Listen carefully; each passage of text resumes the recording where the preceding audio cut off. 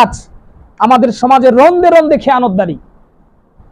একজন ব্যক্তিকে আপনি বিশ্বস্ত মনে করে বসে আছেন, ওকে আপনি একটু ছেড়ে দিয়েছেন, 10 মিনিট যদি সে কোনোভাবে সুযোগ পায়, আর যদি সে মনে করে যে এই 10 মিনিট যদি আমি এই 5,000 টাকা যদি আমি একটু সরিয়ে রাখি, আমার মালিক টের পাবে না, আমার বিশ্বাস 10 জনের ভিতরে হয়তো 9 জনে 5,000 টাকা আউট করে ফেলবে।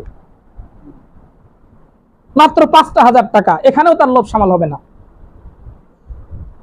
আজকের ইসলাহি বয়ানের অন্যতম বিষয় আজকে এটাই নিয়েছি। সম্মানিত উপস্থিতি, রাষ্ট্রের দায়িত্বশীল যখন হয়েছেন আপনি, রাষ্ট্রের যেই ক্ষেত্রে আপনি দায়িত্বশীল, সেই ক্ষেত্রে আপনার আমানত দায়িত্ব ঠিক রাখতে হবে।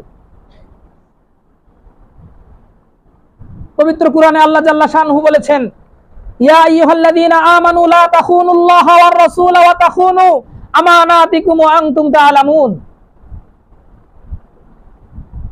হে ঈমানদারগণ, লা তাখুনুল্লাহা ওয়ার রাসূল, তোমরা আল্লাহ এবং রাসূলের খেয়ানত করিও না। পবিত্র কোরআন স্পষ্ট ভাষায় বলতেছেন, ইন্নাল্লাহা ইয়া'মুরু বিল আদলি ওয়াল ইহসান। আল্লাহ ন্যায় নীতির কথা বলেন, আল্লাহ ন্যায়ের পক্ষে আহ্বান করেন, ন্যায়ের আদেশ করেন, ওয়াল ইহসান, ইহসানের আদেশ করেন। ইযা যুইয়াতিল আমানাতু ফান্তাজিরিস সাআহ। নবী আলাইহিস সালাতু ওয়াস সালাম বলেছেন, যখন আমানত বিনষ্ট হয়ে যাবে, যখন আমানতদারি ঠিক থাকবে না, ফান্তাজিরিস সাআহ, তখন তোমরা কিয়ামতের অপেক্ষা করো। আমানত যদি নষ্ট হয়ে যায়, কিসের অপেক্ষা করতে বলেছেন?